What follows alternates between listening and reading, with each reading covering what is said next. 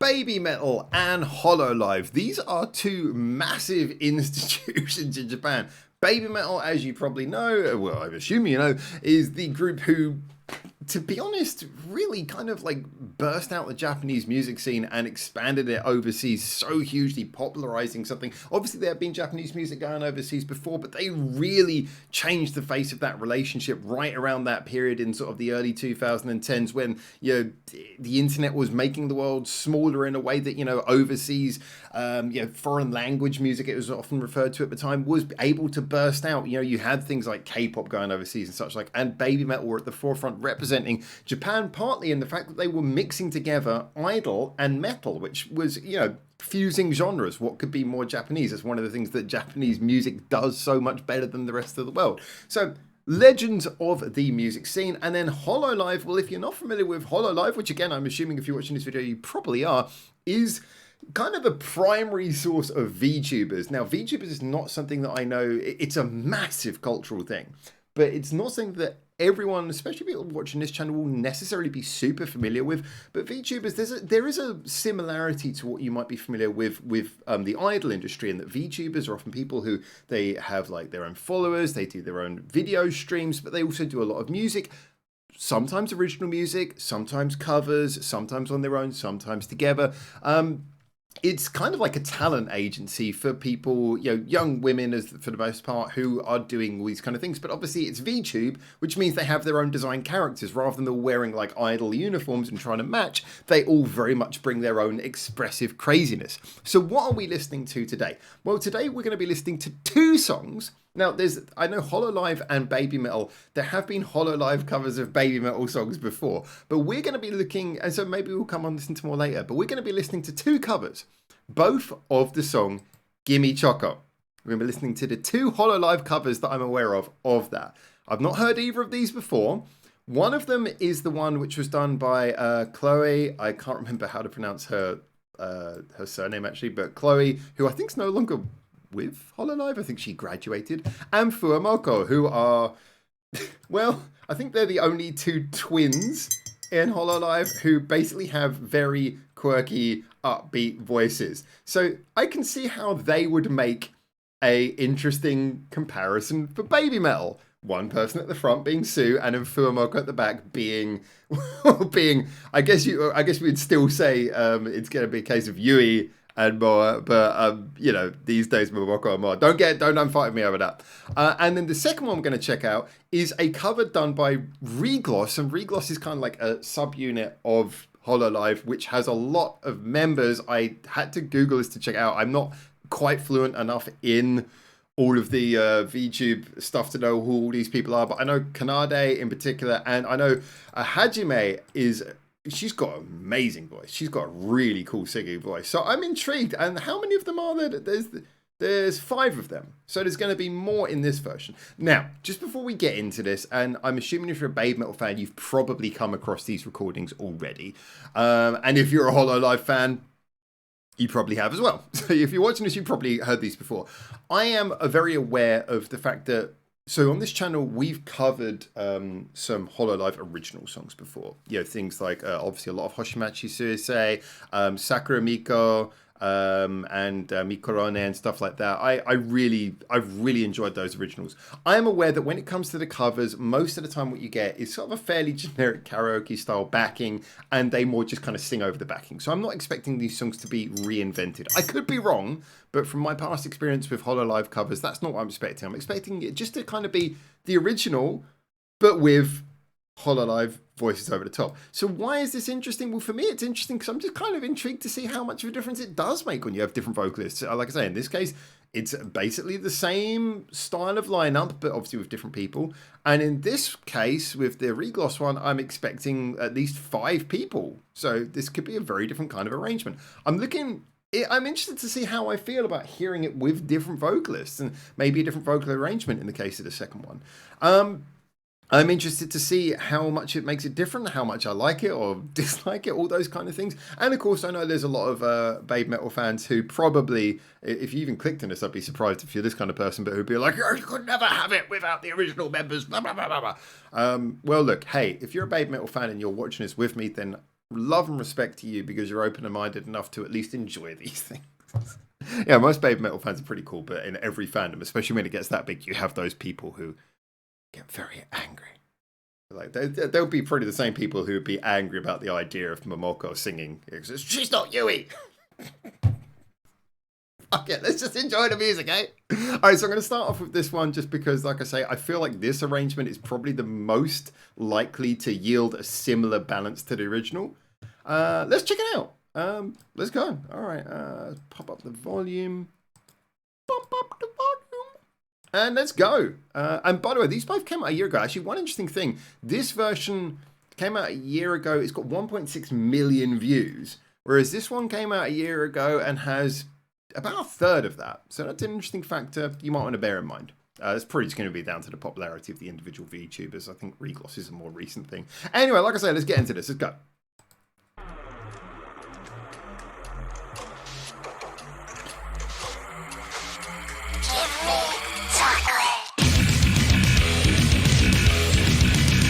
Oh, the bass sounds a little bit more rattly and punk in this one.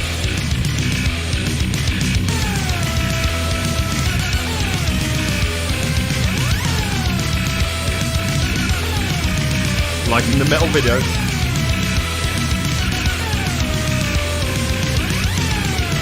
It's definitely got a bit of a cover vibe. I like the fact they re-recorded the backing.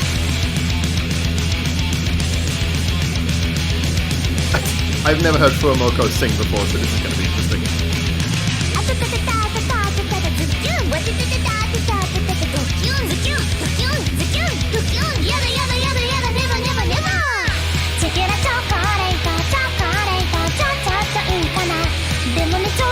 Yeah, you can really feel the difference.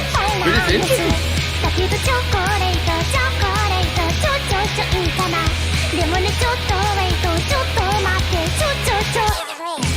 The expression, the way that Chloe's pushing certain notes is interesting. So she's got a lighter voice into it, would appear. I'm loving the cadence. As for Fuwamoco, though, they sound very chilled.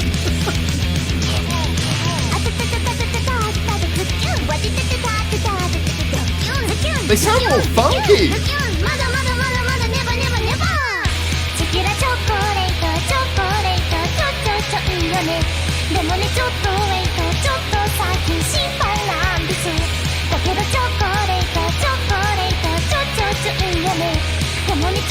I think the first thing that comes up is there's less of an obvious difference.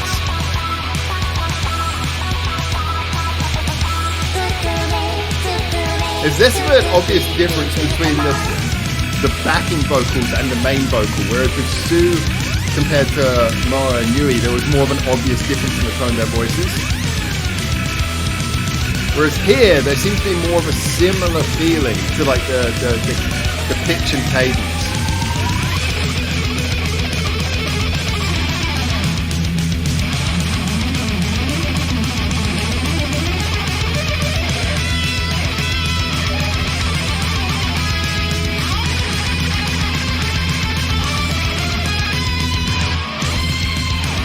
I love the fact there's just this long, extended, like, heavy guitar solo.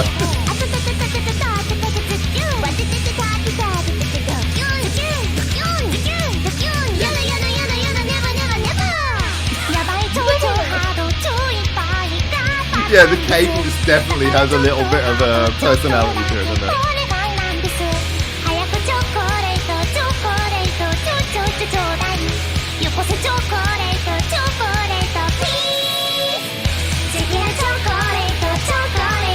Yeah, so what I really like is it re-establishes that original feeling before we were so familiar with Babymetal. So just how that juxtaposition between a pop vocal and a metal backing works.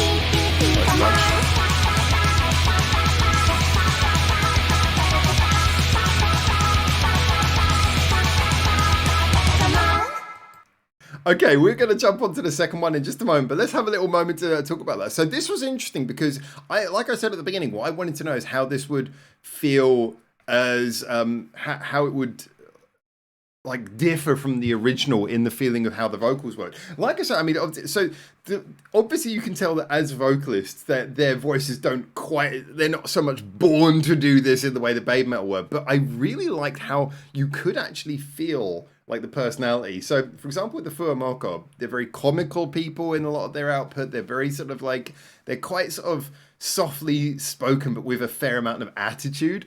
And that comes across here. Like, it doesn't quite have the... I think I hadn't noticed until I heard this just how much Moa and Yui are kind of really kind of singing those high-pitched lines very forcefully. Like they're very forceful in their delivery in the original. Whereas when you hear this version, they're a little bit more chilled about it, which comes across. It's much more natural for them, but it does very much highlight the difference between how it was delivered in the original. But I love that the way that the cadence, the way they end the lines. Sorry, I can't quite do it. But it's a little rolling off of the note at the end.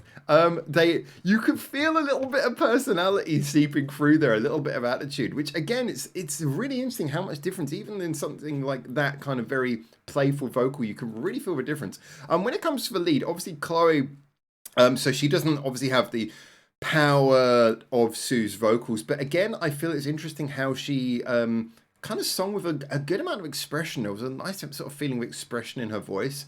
The interesting thing is, though, is again, this really shows the counter between how Sue's voice was very different. I mean, obviously, partly in the lines that and the bits she was being given to sing, but her voice was very tonally different from Moa and Yui's. Whereas here, Chloe's voice feels much more similar to Fuwamoco's voices. Like there's the whole.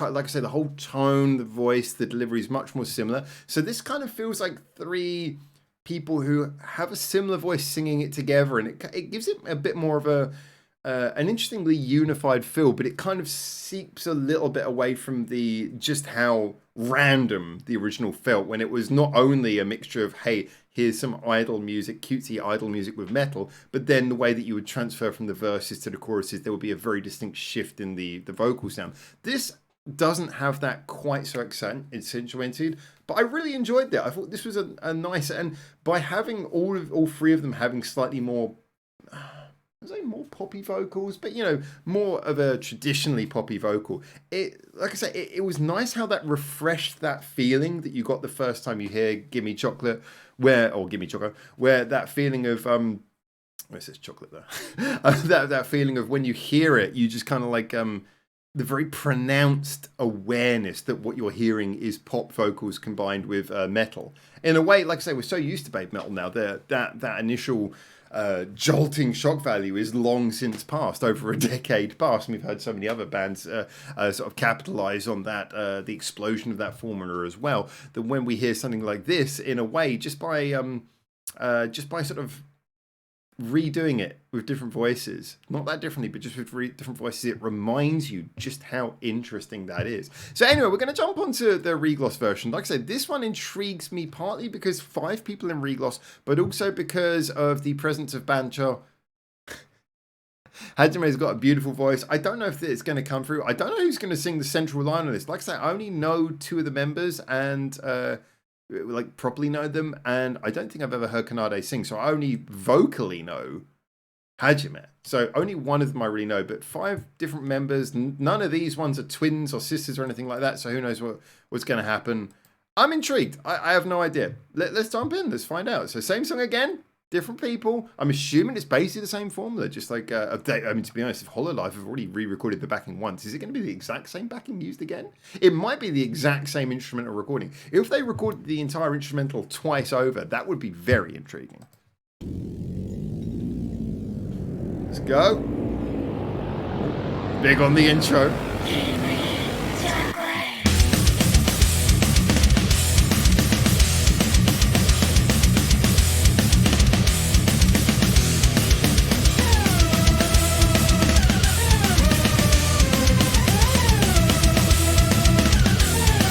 Okay.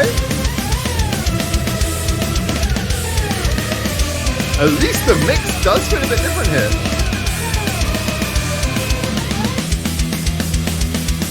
I have no idea whose vocal is going to come in. I'm intrigued.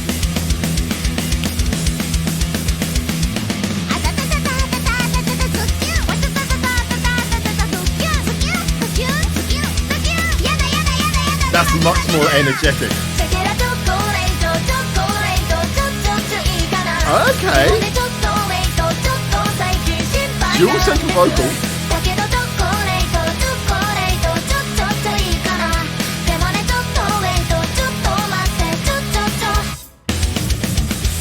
That's an interesting approach. Okay. So a layered central vocal. And yeah, these little verses have been delivered much more energetically, which I think is kind of working. You've still got the character, but a little bit more punch this time out.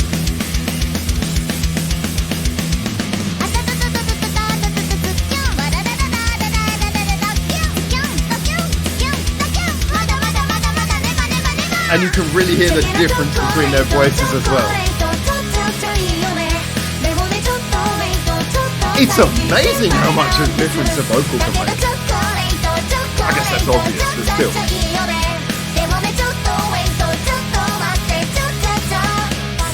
This isn't a song you'd think of as being like especially a hard song to sing. So I guess it's kind of like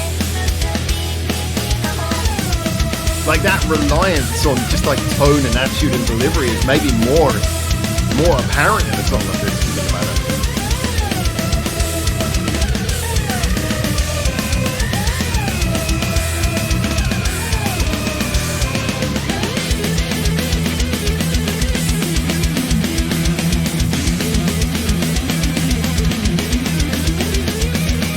You'd almost expect him to skip over the guitar solo because of the fact that it's like Hololive, but I love the fact they're leading into this.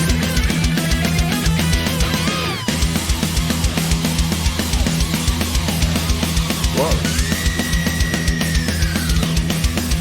Go for it.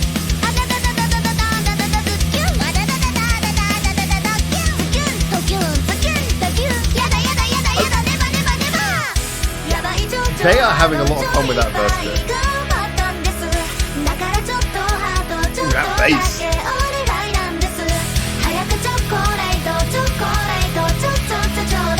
That works.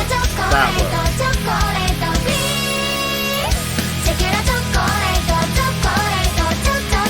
Yeah, doing that as a group vocal like that really sounds good.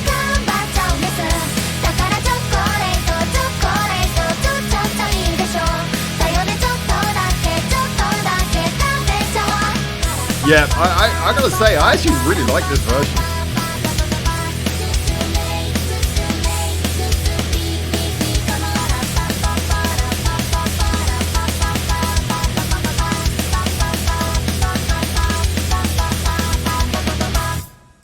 All right, that's interesting. Do you know what? I'm really glad I did this video now. I was wondering when I set up to do this video, I was like, am I going to really notice enough for this to be worth doing? I was like, I don't want it just to be a clickbait video. But I don't know about you guys, but I hope you're getting as much from this as I am, because I found that really interesting. On a few levels, both from the Babymetal side and also from the Hololive side. Interesting enough, so I'm just going to put Hajime on the screen first of all before I talk about it too much, because so for anyone who knows, obviously I was sort of speaking up her vocals a lot, and she is a fantastic singer in my opinion. Kind of got like a bit of a soulful, she likes to go for those kind of K-poppy sounding songs, but she's got a really good voice. This song, ironically, this song did not really have any room to take advantage of her skills. Like, she didn't stand out above the rest here, as I was wondering whether she would, because again, this is not a song where really you need to have like an exceptional singing voice like other Babymetal songs. And I know there's a couple of Megitsune covers, and maybe in a future video, if you want, we'll go and look at Hololive does Megitsune.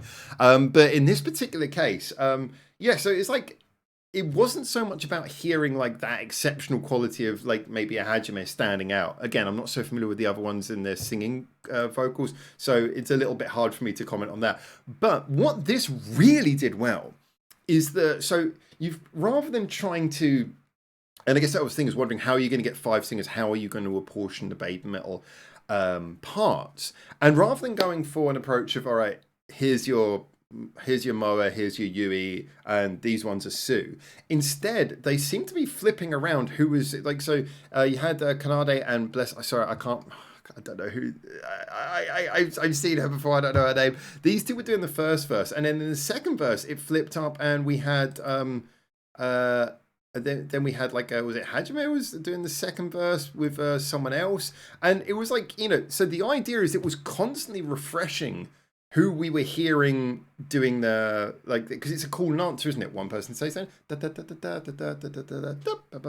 know, it's call and answer between two of them, and then it becomes faster. So that interaction, that bounce between their two voices is super important. Now, of course, in the original, the delivery of Yui and Moa, don't worry, I don't say this is criticism, but they deliver their lines in a very similar way. And then in the first cover we just heard, the Fuwamoco one, you've got two sisters, so again, they deliver their vocals in very similar way. But here, like, each person, their vocals sounded quite different. Like, they're not only the tone of their voice, but the whole expression. Like, one of them would be like throwing her voice up, and then the other one would be a little bit more chilled. And so there was it was that call and answer bit became much more interesting. And then we went into the chorus, and you got this group vocal, which again, I know the original kind of simulates that a little bit with some layered vocals, but this was a much more pronounced group vocal, and it really worked. It added this kind of like big choral quality, you know, it sounded like a group song, which, funnily enough, you know, Gimme Chocolate, yeah, it's got a big kind of, it's metal, yes, but it's got a poppy kind of chorus. Yeah, that worked. That really worked.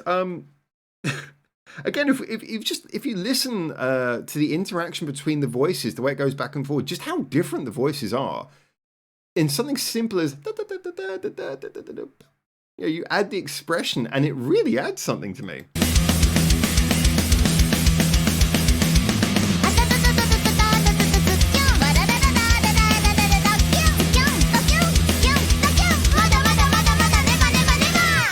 And in this one as well, they're really throwing their voices into it. Whereas Fuwamoco were a little bit more chilled out in that first cover. In this one, you can really tell they're kind of like throwing their voices at this song quite a lot.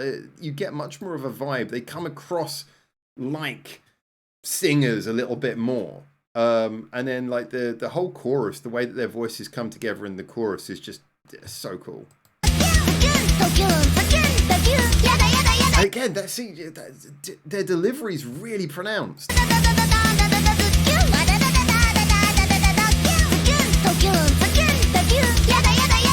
That adds a lot.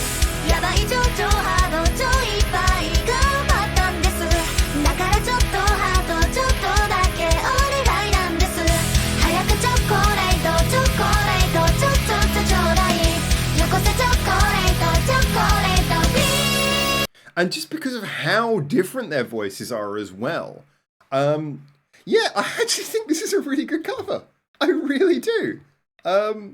You know, I mean, it's not doing anything especially different, but in terms of just doing a straight cover, this was great. Their voices were all different. They layered them up in a way that took advantage of the choral parts, but also took advantage of the interplay and the verses. This one's only got a third as many as the other, but this was really cool. Well, I'm not subscribed to them. I'll give them subscribe. Yeah, this was really good. I actually really, I would. Funny that the first one is kind of a curiosity. It's a nice thing to listen to as a counter to the original. This one, I would actually come back and listen to this. I would come back and listen to this as a pleasant alternative to the original. Not just as a curiosity, but as I would actually sit down and enjoy this. Because I love the interplay between the vocalists. And yeah, I'm not saying that as in, oh, it replaces what Babymetal did or it improves upon what Babymetal did. But it very much understands what Babymetal did in the original. It understands the playfulness of the Babymetal formula. It's not just pop vocals against metal, but it's also vocalists playing off of each other. And this does a great job of that. So I thought this was really cool. There you go. Anyway, those are my opinions. As always, I could waffle about this all day, but get in the comments. Tell me what you think. And until I hopefully see you very soon in Japan for the next one of these, for now, ciao, ciao.